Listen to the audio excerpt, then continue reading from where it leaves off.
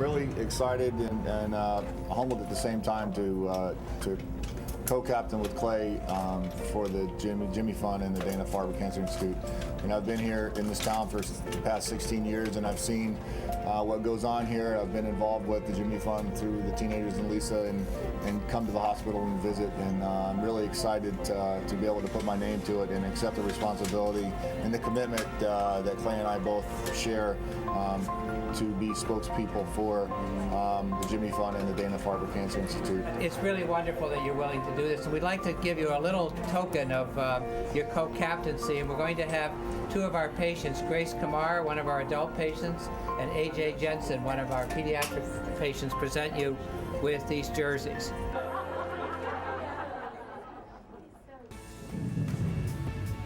Tim, Brianna Wakefield, of course, daughter of Stacy and Tim Wakefield. Tim Wakefield, such a huge part of the Red Sox organization. Obviously, both Tim and Stacy succumbing to different forms of cancer, but Brianna and her brother, absolute pillars of strength. And we'll talk much more about that momentarily. Call 877-738-1234. Visit jimmyfund.org or text K-Cancer to 56512 as the Jimmy Fund radio telethon on both NESN and WEEI continues. Hello, everybody, and welcome back to our studios here at Fenway. Garrett Whitlock, of course, a huge part of what's happening right now with the Boston Red Sox and the Jimmy Fund, making his way up here, talking to some kids, talking to some families, a huge co-chair captain of what this means to him.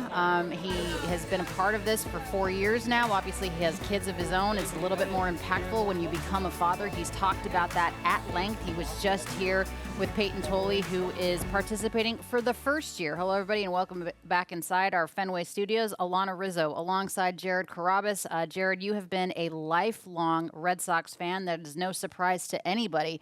But it seems like when you become a Red Sox, this is the first thing of the many things that they talk to you about. And it seems like everybody on this team over the course of generations has embraced these 2 days and what this organization and partnership has meant to the Jimmy Fund and Dana-Farber and the Boston Red Sox. No doubt. And it stays with you, too. I mean, Roger Clemens comes back and does something and offers something every single year. And, it's been a long time since the Rocket has played for the Boston Red Sox.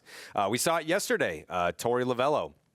I'm sure he was largely behind the Arizona Diamondbacks players wearing Jimmy Fund T-shirts yesterday. It's something that, once you join this organization, you're informed about it almost immediately.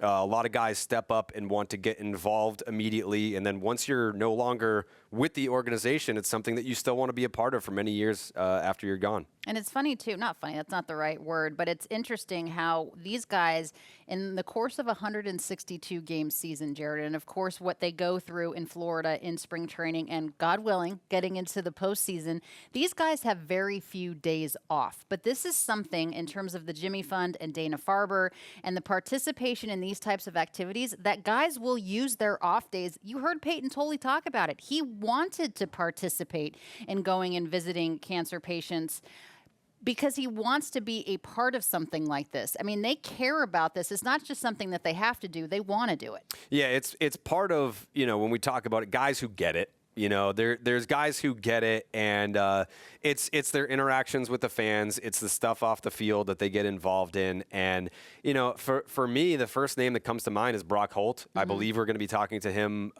within the next hour or so. Keep the shenanigans to a minimum. I'll do my best, but no promises. Like Brock and I, we seem to go off the rails anytime you put us together. So maybe you're going to have to sit in the middle and separate us like we're in high school. Or on unobstructed views. Yeah, you're going to have to separate us. But, Brock absolutely was one of those guys who got it. And, it's no surprise to me at all that he has stayed involved. And, him and TC have taken the roles that they've taken within the Jimmy Fund. And, a guy that would just go there unannounced. Like, sure, it's always nice to have those team represented days where the whole team goes there. I think they do that around like Christmas time, like when the players are in town for certain events, like they'll have certain players that go there. But Brock was a guy that would just show up. It's his off day. He wants to go in and put some smiles on some kids' faces. And I'm sure that there's plenty of other players who do that we don't know of and probably will never know of because they do it just to because they want to do it. It's not some pomp and circumstance kind of event. Yeah, they do it with anonymity. They don't have to necessarily get the praise for it. It doesn't need to be a press release. It doesn't need to be talked about. They do it because they appreciate it. And I think a lot of the reason, and I don't want to speak for the players, but I think a lot of the reason is because we've all been touched in some form or fashion by cancer. You know, I've lost family members and friends, of course, to this diabolical disease, and I'm sure you have as well. I mean, it's the one thing that unfortunately we all have in common, and these guys have been touched by it as well. I always tell folks that these guys are people before they're players, and this cause seems to matter to them more than a lot of others. No doubt. And, you know, going back to the point about Brock, it's not just something that I play for the Red Sox, so I'm going to do this while I'm with the Red Sox. There was an event where he was out there for pregame where kids that he had visited as a player in 2014, 2015, they've now grown, they're cancer-free, and I watched this man make an all-star team. I watched this man win a World Series. I've never seen him come to tears with emotion like when he got to see some of the familiar faces that he had went to go see in hospitals. So I love to see how important it is to players when they're here, and then obviously to continue that tradition after. Mercy, it puts things into perspective, certainly. And as we've mentioned before, how much of an impact that Tim Wakefield meant not only to the Red Sox organization as a pitcher, but just as a human being. And Tim and Stacey Wakefield, their charitable accomplishments deserve to be mentioned. They were actively involved, of course, with the Jimmy Fund, the Red Sox Foundation, Pitching for Kids, and Space Coast Discovery. Tim was the honorary Red Sox Foundation chairman, the first ever Red Sox Jimmy Fund captain, recipient of the 2010 Roberto Clemente Award, and you can ask anybody in the league. The Roberto Clemente Award is the most coveted award among players, and founded the Wakefield Warriors program. Taking a look back at the totals so far of what the biggest years have been in terms of donation totals that have been raised, and we're still trying to break the record from last year because it was absolutely unbelievable what folks were able to do. Look at that, $5.76 million in 2025. You have to go back 17 years to even get even close, $4.91 million. So let's break it. It's 2026. It is a new season. The Red Sox, according to Dave O'Brien, has given us our summer back, Jared Carabas. They're playing well. The season ends today. The Red Sox are in the postseason. That is all you can ask for, but this again puts things in perspective. It is bigger than baseball. There is no reason in the world that we cannot surpass the total from 2025. 5.76 million is the goal. Let's beat that. No donation is too big. Certainly no donation is too small. Spread the word. Donate 10 cents. It matters in the long run of things. Let's take a look back at the best of the interviews so far. The legacy and the culture of the Red Sox. When you first got here, when did you start hearing about the Jimmy Fund, and when did you realize how important this was to everybody here? Well, I was all smiles listening to Ted right there. That was so cool that you guys pulled that up. So, yeah, mine started with Mrs. Yockey. Mrs. Yockey, when I first got drafted, talked to me about the Jimmy Fund, and we were doing little bits and pieces way back 1984 when I came off the campus of the University of Texas, and she got me involved with them right out of the gate. And it's been just a joy to do stuff for the Jimmy Fund ever since. So, Tom, you've seen it. We've done when we've, been on and done this many times, and just love doing it. I love talking to the kids and the parents and hearing their stories. And, they're the real heroes, those parents that go over there and deal with that day in and day out and are able to get up every morning and put one foot in front of the other while they're battling and doing their things. We have a children's hospital at home in Houston, but I can tell you, NESN reaches all the way down into Houston, Texas. I've got friends and family, extended friends that make donations, and they get behind it also. So I tip my cap to everyone that does this year in and year out. How much the Red Sox step up to the plate, particularly the players, visiting with the patients, spending time. What did it mean to you to do that when you were here? Oh, it meant so much, guys. I mean, the Red Sox do tremendous work in the community. They have for so many years. And I just remember my time with the Red Sox. And even now, I mean, there's so many moments where we went to the hospitals. We put smiles on not just kids, but people's faces, and you just enjoy the big smiles. And then you hear stories like Big Papi just talked about, where kids become cancer free. And we like to think if we can bring joy to people, it brings happiness to their lives, to their families' lives. But when they become cancer free and they get to live a normal life, I mean, I think that's the most important thing that we strive for. And I know so many athletes, they go out of their way and they do so much stuff and they want to do more, but like fantastic work by the Red Sox and the Jimmy Fund throughout the years. It's been incredible. Hey, what's up, Johnny? How you doing, man? Hey, I'm doing great, Manny. Hey, I like the bun, man. The bun looks great, man. I love it.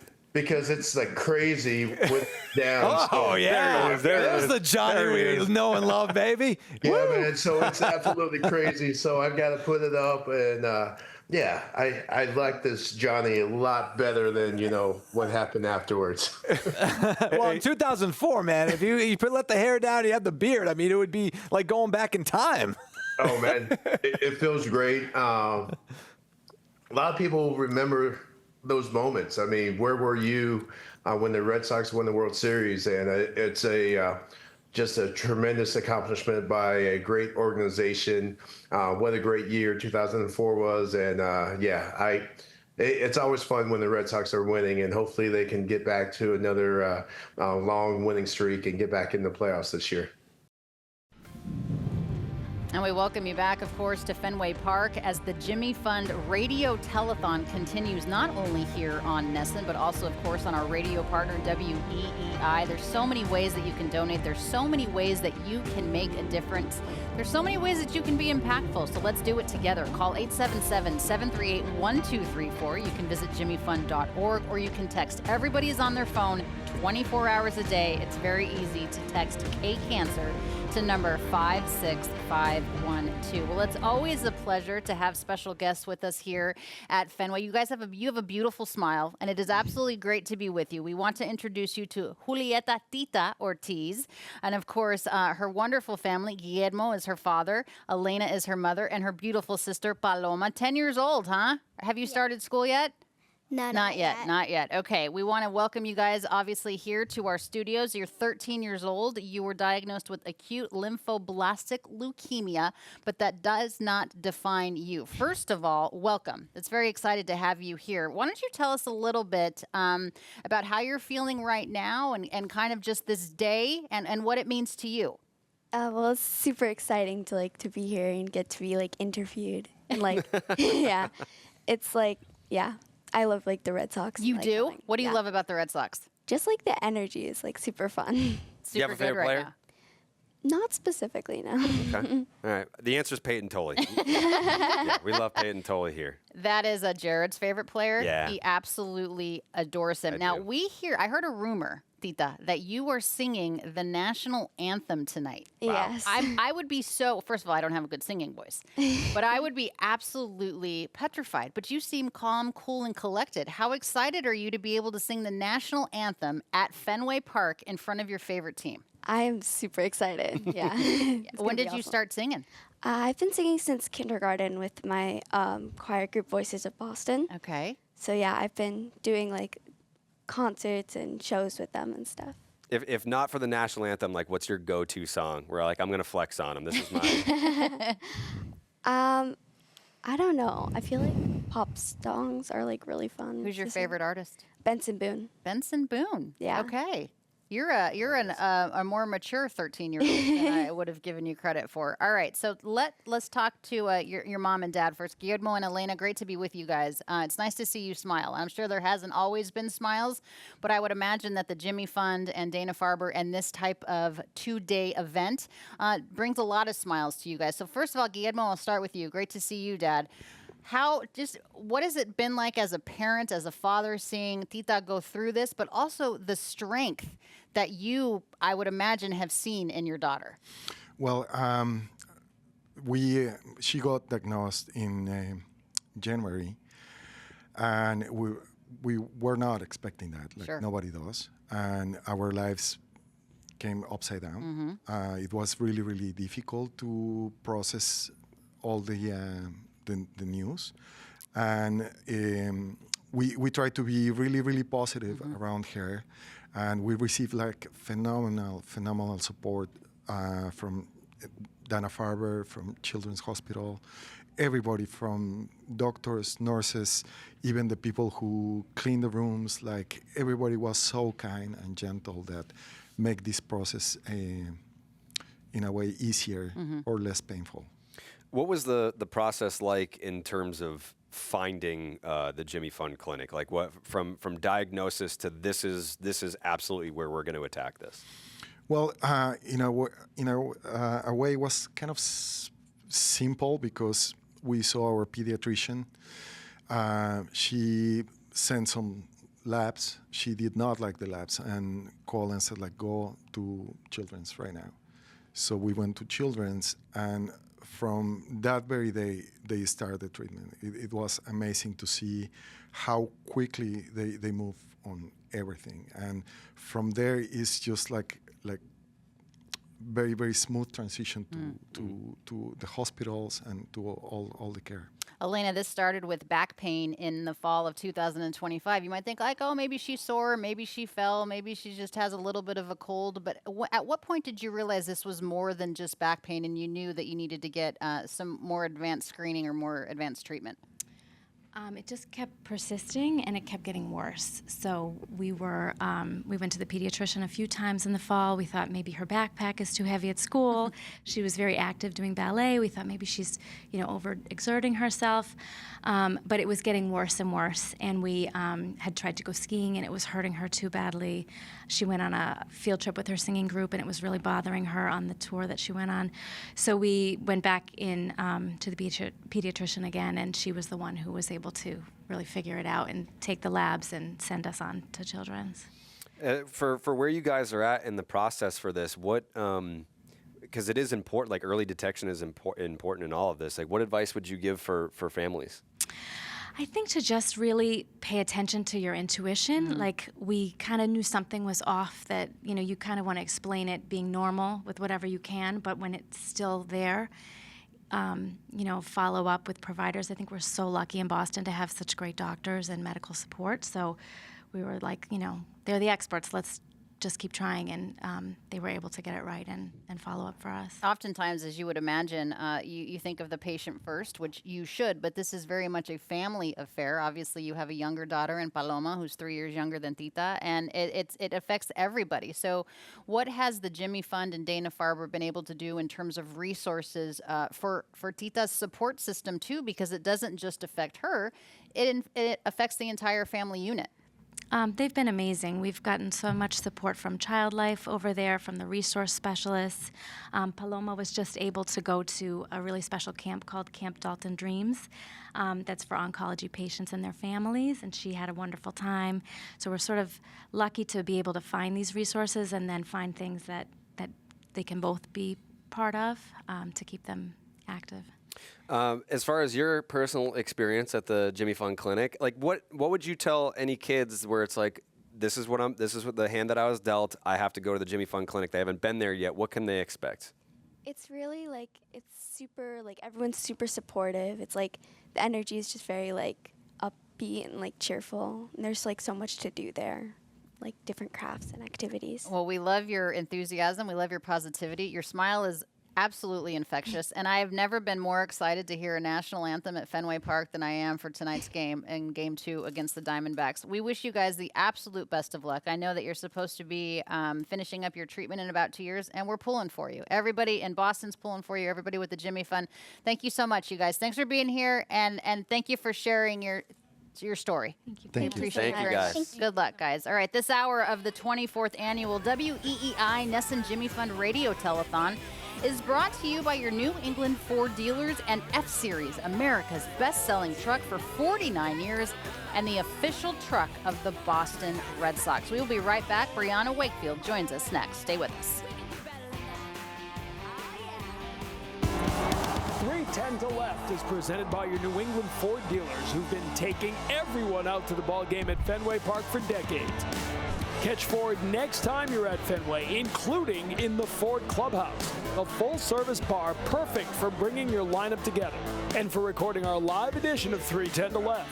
It's all brought to you by your New England Ford dealers and F-Series, America's best-selling trucks for 48 years and the official truck of the Boston Red Sox.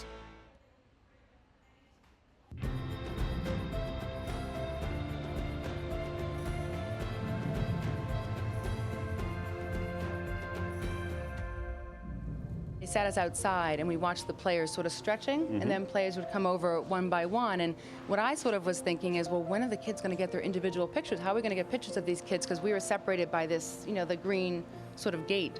And the first one that came out was Tim, who hopped over the gate and immediately went into the kids and just started talking with them. So all of a sudden we look, and to the right of me, Tim Wakefield was sort of in the back row. There's probably maybe 12 to 14 rows of our kids had filled up. And to the right was Robbie, who obviously could not wait to have Tim talk to him. So with his one leg, he hopped up the stairs, at least 12 stairs, to get to Tim. And at one point I sort of yelled over, "He'll come to you." And Tim had sort of kind of caught his eye, and he gets up there. The kids just cleared the way. I mean, everyone was out of their seats so he could sit next to Tim. And we're crying because we thought, this is why we're here. This is why we do this. This is the medicine. And the story gets better. So he's talking with them. We're taking pictures. And all of a sudden I look up, and I guess Tim had said to him, "How are you going to get down? Do you need a lift?" And he took Robbie and he brought him down. Isn't that fabulous? Yep. And if you see Robbie, I've never seen that smile on Robbie before.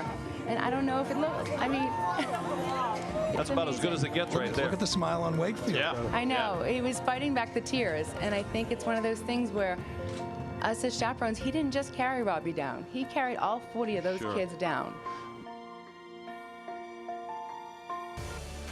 It is now time to take a look at the tote board. $3,500,000 and more than 38,851 as the amount keeps on rising. We're not quite to our record-setting time yet, but we still have plenty of time to get there. We're almost at $3,600,000. Let's get there.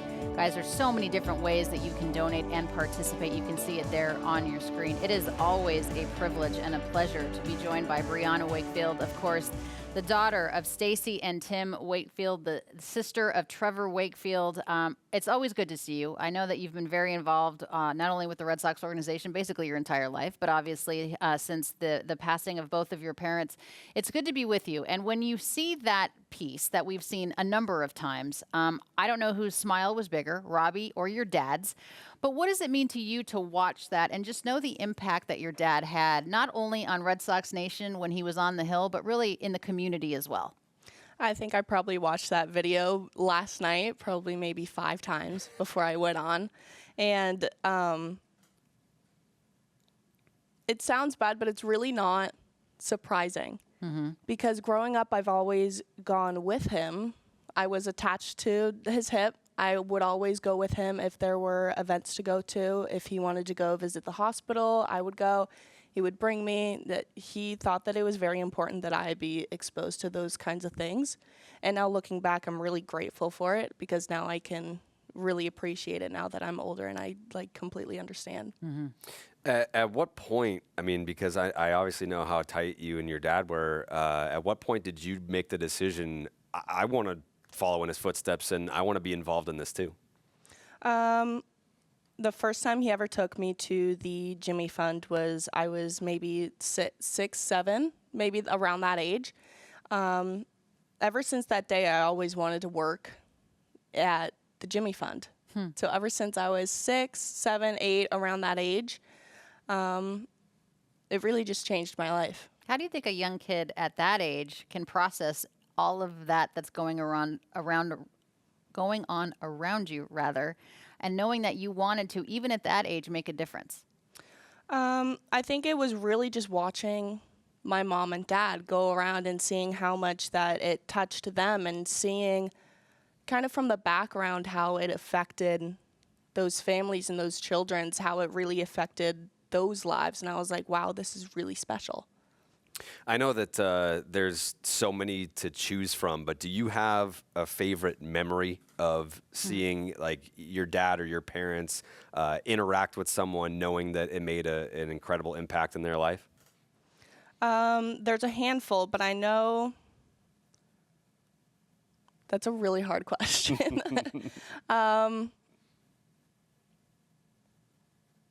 It was really this one time. It was actually at Fenway, and Lisa was here with a patient, and he was just, I think he was about to go to college, and my mom and dad were here. My dad was doing a signing. He was working. He was doing something. But he called Lisa, and him and my mom went and spent time with this kid. And after they walked away, and my dad just broke down in tears because of how strongly it affected him. He was very emotional when it came to helping others. He felt very strongly about that. And my mom just being there right by his side was like really powerful for me to see. Really like see how much like just watching that is so almost magical, seeing how they touched other people's lives.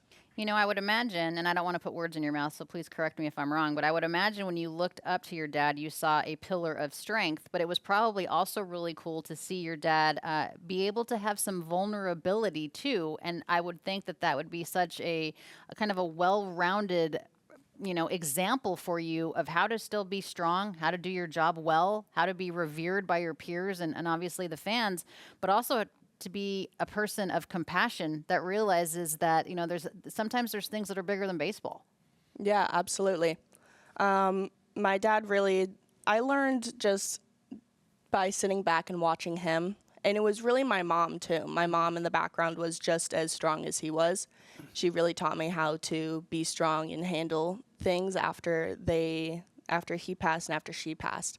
She really wanted me to know that it's okay to be vulnerable, but it's also okay to not be okay. But you also have to know how strong you are. Can you expand on that a little bit? Because I would imagine nobody can, unless they've been through it themselves, can imagine the heartache that you and your brother have gone through, your entire family, everybody close to you in the Wakefield circle, certainly. How is it okay to express, or why is it okay to express it's okay to not be okay? I think it's very important to understand how you're feeling.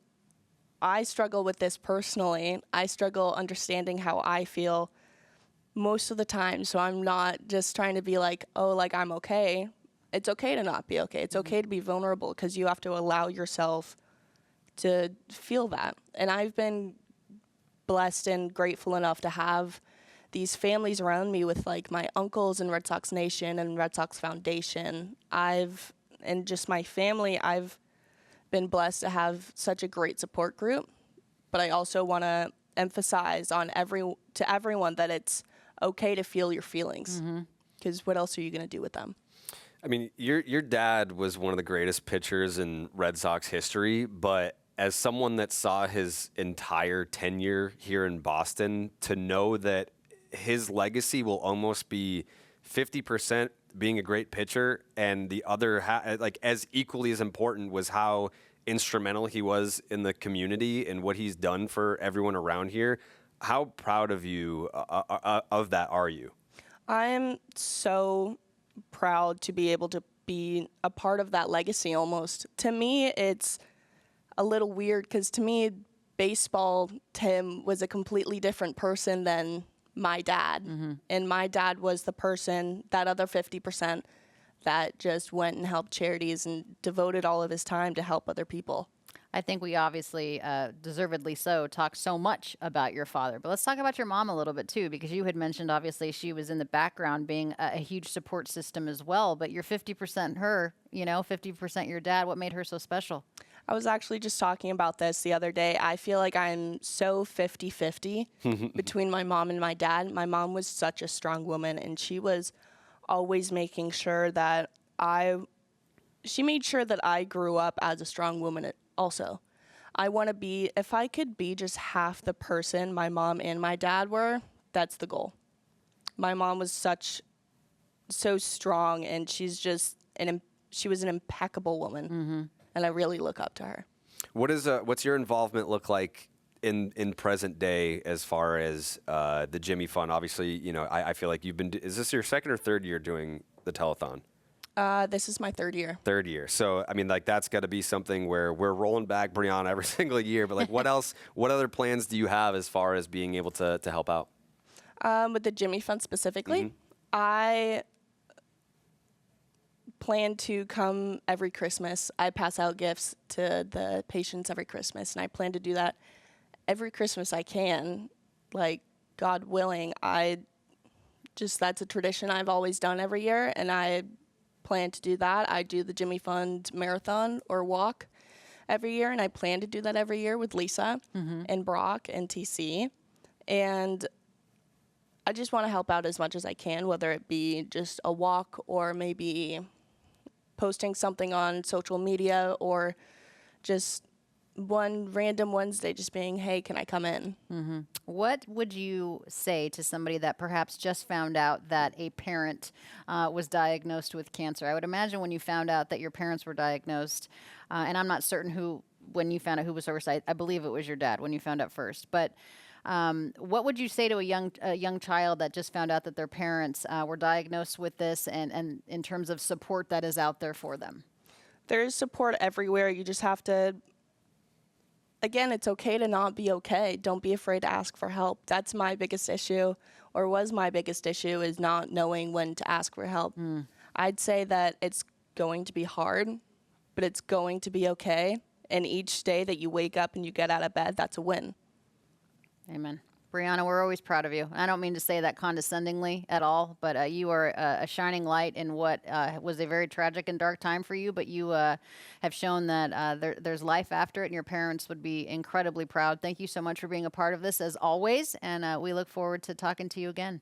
Thank you so Thank much. you so much. Brianna Wakefield, guys. Thank you. This hour, of course, is of the 24-hour annual WEEI NESN Jimmy Fund Telethon is brought to you by your New England Ford dealers and F-Series, America's best-selling truck for 49 years, the official truck of the Boston Red Sox. Let's take a look at the participating United States. Please, guys, let's get every single state on the U.S. map covered. Every single person in one of those states needs to donate right now. Let's get this total up past the 2025 total. I know for certain we can do it. It ends at midnight tonight Eastern time. Several ways that you can participate. K-Cancer to 56512. Just go to jimmyfund.org or call 877-738-1234. All those wonderful folks are standing by, getting ready. Let's hit 3,600,000. That is the next big number, and we will go from there. We will be right back. 3:10 to left is presented by your New England Ford dealers, who've been taking everyone out to the ball game at Fenway Park for decades. Catch Ford next time you're at Fenway, including in the Ford Clubhouse, a full-service bar perfect for bringing your lineup together and for recording our live edition of 3:10 to left. It's all brought to you by your New England Ford dealers and F-Series, America's best-selling trucks for 48 years and the official truck of the Boston Red Sox.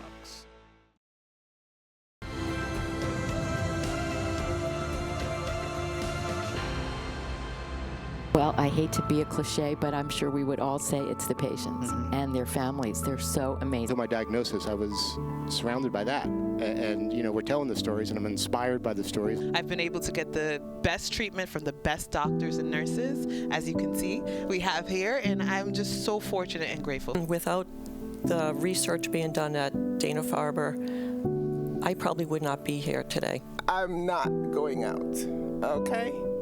I plan to be here. I have no grandchildren, and I want to see my grandchildren. The nurses, the doctors, Lisa, have all been great. Some of them should probably be anointed into sainthood. You know, they had said, you know, we might try to send you to a different hospital, and I just outright refused and said, no, I'm going to Dana-Farber. He only missed like a week of work after that. Like he wouldn't give up. You know, he kept working, kept supporting us, and we supported him, and he's the hardest working man I know. So they make you want to make a difference. So please donate.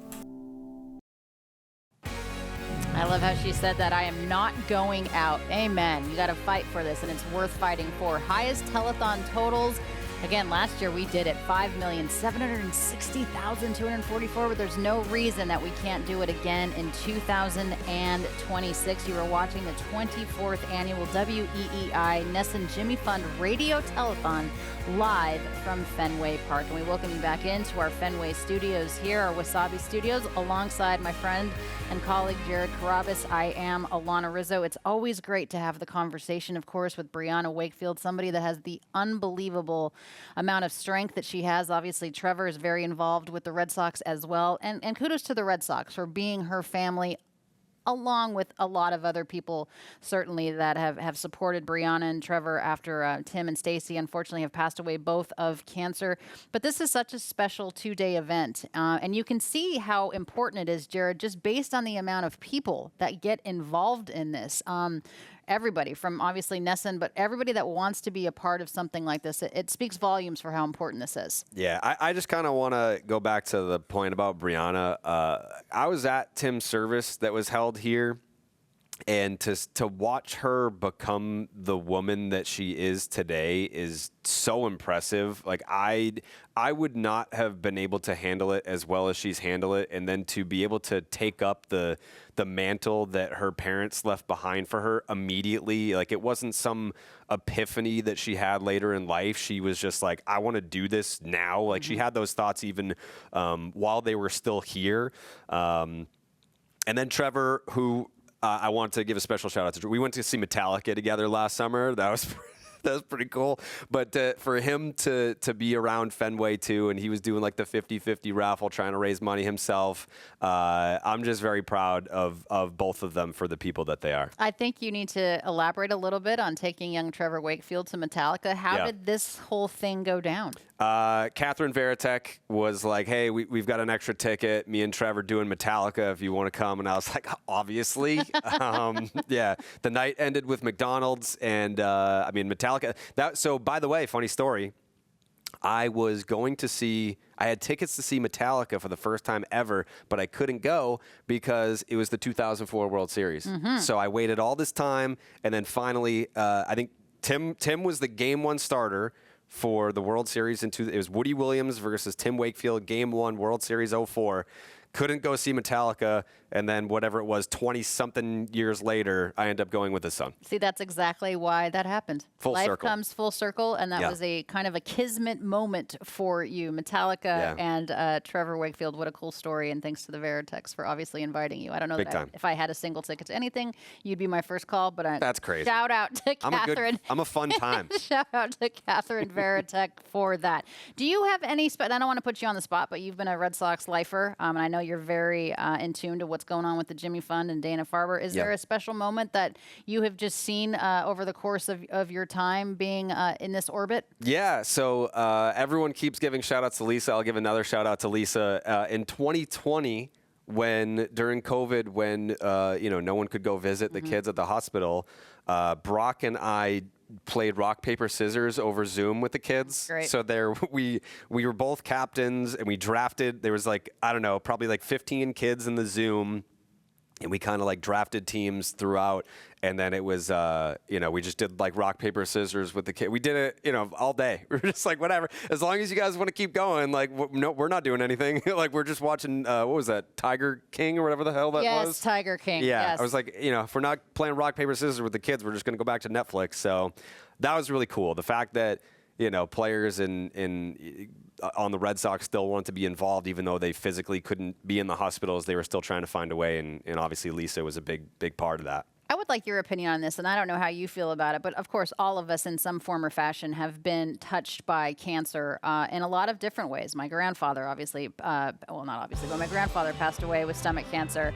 My second cousin, who was only 4 years old, unfortunately, was diagnosed with cancer and passed away. And I noticed, even walking up here, as the Red Sox are getting ready, guys, for their team photo for the 2026 Boston Red Sox team photo as they get ready for that, which is always a cluster. It's like herding cats, by the way, trying to get 26 men and the coaching staff to get on one little pillar there to take the photo. But the point was, the kids are smiling constantly. It's I feel like it's us, the adults, the ones that are not physically hurt by it, are dealing with the disease that are more sad. It's like my point is you get your strength from the ones that are Sure. actually going through it. Absolutely, and it is kind of like that youthful ignorance where when you are that young, you feel like you're immortal, and they go in there and they approach it with the best attitude, and the Jimmy Fund Clinic enforces that, where you are invincible when you go there, and they do greet you with a smile, and it is an environment that is conducive to a positive attitude and having the mindset of,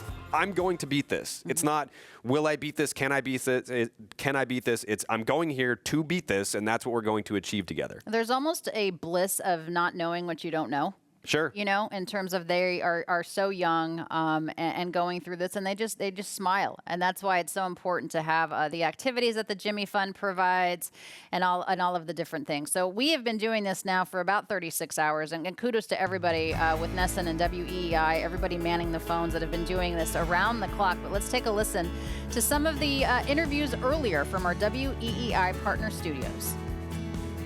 I think he's done a great job with us. He knows what we need to do. He knows how our bodies feel consistently, I feel like. And so for him to adjust schedules and just being able to talk to us, slow everybody down is huge. I mean, so I think it would be an honor for him just to take that away and just give him that like manager title. But I mean, he's done a great job. I love him.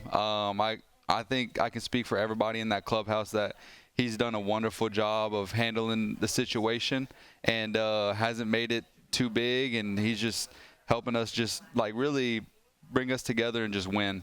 Speaking of winning, you guys had a little taste of the playoffs last year. What's the one thing like you learned from that run that you can take and bring to this team that you guys got a taste of? Yeah, I mean, it's a little bit different of a ball game. Once you get to playoffs, it's like every pitch is the last pitch of the ninth inning, from the first pitch. So just kind of having that experience and settling into it from game one, for me, it really took, game 3 of the divisional round is when it kind of settled in. Those first couple games, your heart's racing. It feels like you're debuting all over again. So having that experience is huge. Obviously, we'll go even further this year with the squad we got here. But, I mean, we're just excited for it. Mm-hmm. Can I ask you, there is the report times, ever since, I guess you guys came in from Colorado late, and we're here for the Yankee series. And I know you guys even made shirts about the late arrival crew or something. Show and go. Yeah. Show and go, yeah. Ever since then, I've heard reports that your report time is later now, to be at the park. Is that for a reason, or is that superstition because ever since that happened, you guys kind of took off? I don't think it's really superstition. I think it's just, like I said, Trace knows how our body feels. He has a great feel of the whole team. I mean, whether you want to come in early, because you can still get that option to come in early, get your work in. Yeah. But, I mean, you also have the option to come in later. I think it definitely helps because we're baseball players. It's a long season. Yeah. And then I think that extra time just gives us time to, if we got family in town, chop it up with them. We got friends in town, chill with them. Just it gives us stuff outside of baseball to do, a little bit more time instead of having to be rushed, especially in the morning. And then maybe that 15 inning game that we had, or no, it was 11 inning? 13 inning game like we had with the White Sox. I mean, that late report time is huge, so it just gives us a little bit more time to recover and all that. But yeah, I don't think it's superstition. It's I mean, he knows how our bodies are and how mentally draining every game is. Does somebody wash that Wally head? Because does it smell awful when you put that thing on? You think it'd smell worse, honestly. Yeah, they must wash it. Yeah, they have to wash as bad as it should, especially with this guy putting it on. I mean, you got Bowser putting it on. Yeah. I mean, it smells way too good for not to clean it. Personally, I'm not when I put it on, I'm not sniffing it and smelling all around. So I guess Derbs. I guess that's what Derbs does. I'm the only one. Oh, you admit it, you are. I mean, it's a bunch of sweaty guys running around the base. Put that thing on, you're just wiping the sweat all over it. I don't know what. Sitting at home, just that thing must smell awful. And was Rafaela pissed that you stole his ice in the veins move, or was that it? He didn't know what to bring do. It up. I don't even remember doing it. He did the homer, and I was like, "What do I do now?" He just panicked and just did that. Yeah. Do I clap? What do I do now? But, I'm glad you put that out there, what that meant, because it could, for some people it means something totally different. No, ice debate. Ice water. I'm getting I don't know. I mean, Just getting an IV, hydration IV. That's all it is. It's like, yeah. There you go. Yeah, but this is so cool because I was telling Chad this earlier. The Red Sox put their money where their mouth is when it comes to Jimmy Fund. You guys all show up.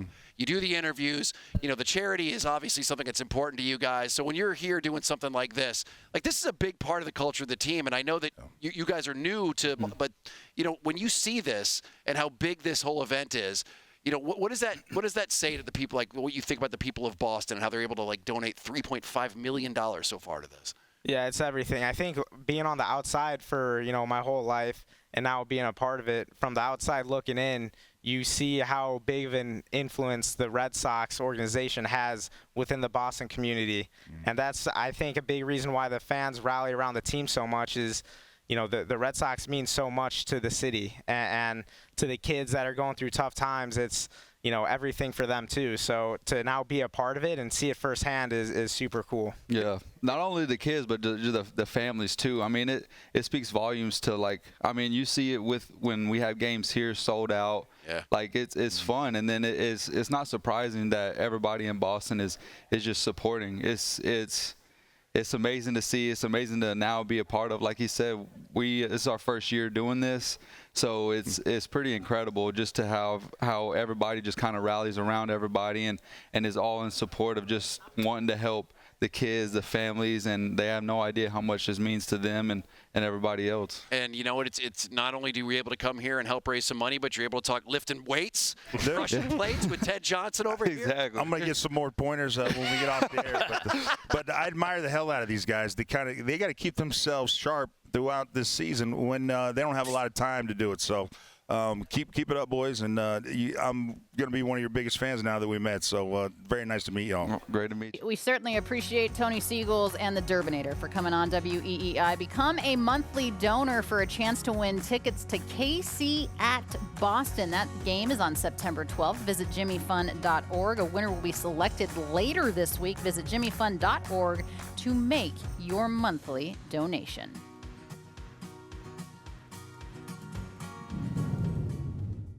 Like this. There you go. Your Crocs are awesome, by the way. What happened to your arm? I was afraid you were going to ask that. Me, you, Wally, who would win the race? Me. What is the coolest part about your job? The coolest part about my job is getting to hang out at Fenway Park and talk about baseball with people like you. How fast could you run the bases? Let's see. I was a pitcher, just like Mr. Garrett. I did get one hit, and I felt like I was flying around the base paths, and then I saw the footage of me running, and maybe I wasn't running as fast as I thought, but when you're out there on the ball field and you're running, you feel like you're hauling, right? But then once you look at the footage, you're like, oh my goodness, everybody's faster than me. How fast can you run the bases? Are you fast? I can run fast, just not right now. I bet you'd beat me in a race. Do you think you'd beat me in a race?